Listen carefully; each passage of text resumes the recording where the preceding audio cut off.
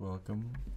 On the 23rd of March 1994, Russian state-owned Aeroflot Flight 593 was scheduled to leave Moscow and arrive in Hong Kong.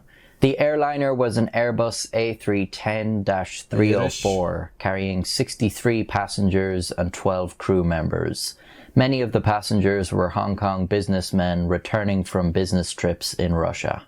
The captain is Andrei Viktorovich Danilov, 40 years of age with 9,675 hours of flight time under his belt.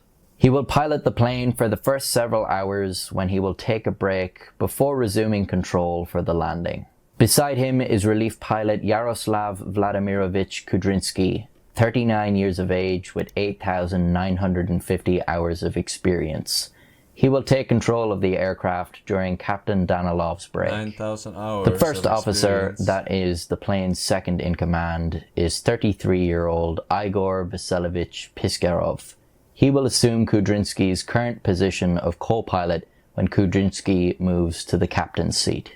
The recovered flight data recorders give us insight into the plane's flight path, and the CVR, or cockpit voice recorder, lets us hear the conversations the pilots had and explains what happened during the flight.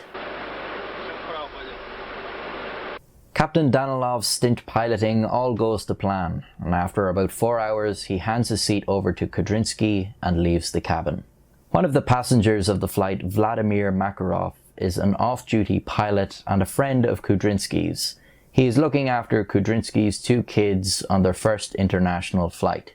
Kudrinsky's daughter, Yana, is 12 years old, and his son, Eldar, is 15. After some time passes with Kudrinsky in control, Makarov brings his children to the cockpit to see their father, and Makarov himself sits down in the jump seat.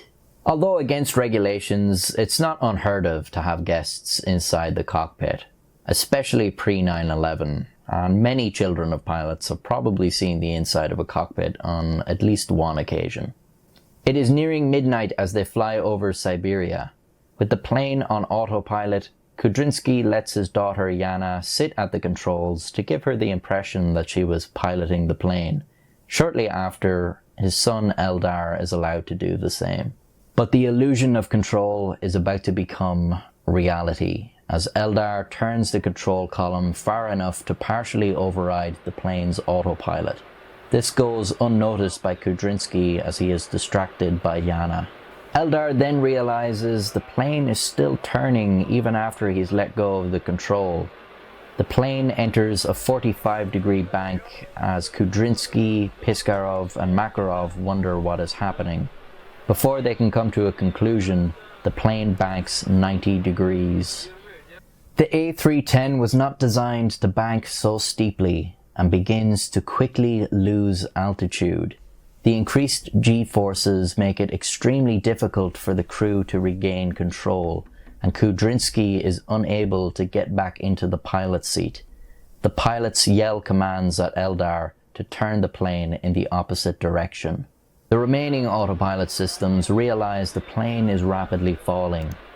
Yell at the kid. Bro. The kid is still in the driver's seat and they're yelling at him. And to compensate, pitch the nose up and increase thrust. This causes the plane to stall. To correct the stall, the autopilot puts the plane into a nosedive. Turn left, turn right, turn left.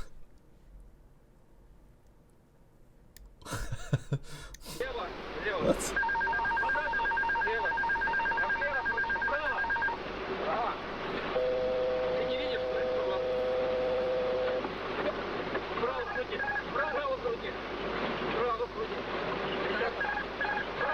During this, the G-forces reduce enough for Kudrinsky to retake his seat. With the plane falling straight down, the pilots pull hard out of the dive. Too hard. Overcorrecting the dive, they accidentally put the plane into a near vertical climb, which once again stalls it. The passengers, now well aware of the emergency situation, strap in, as the stall causes the plane to fall out of the air into a corkscrew dive.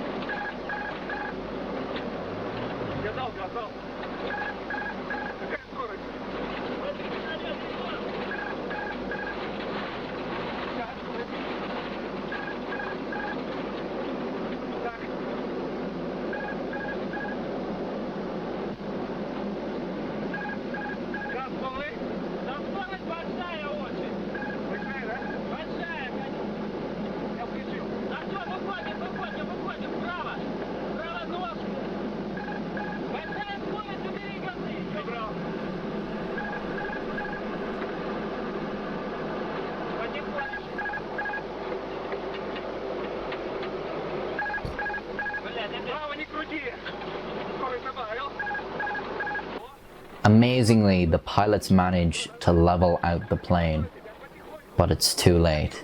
They're too close to the ground to recover. The plane crashes with a vertical speed of around 150 miles per hour into a remote Russian hillside. There are no survivors.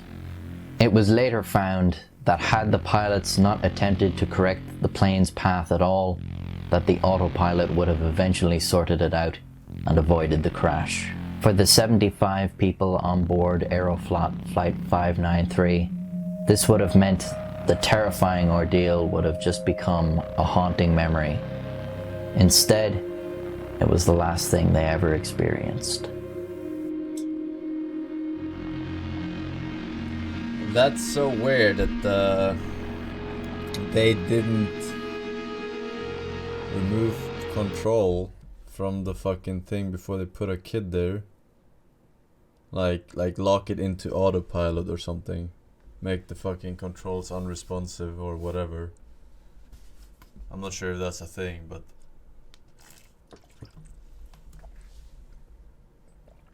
the kid undid it? Wait, what?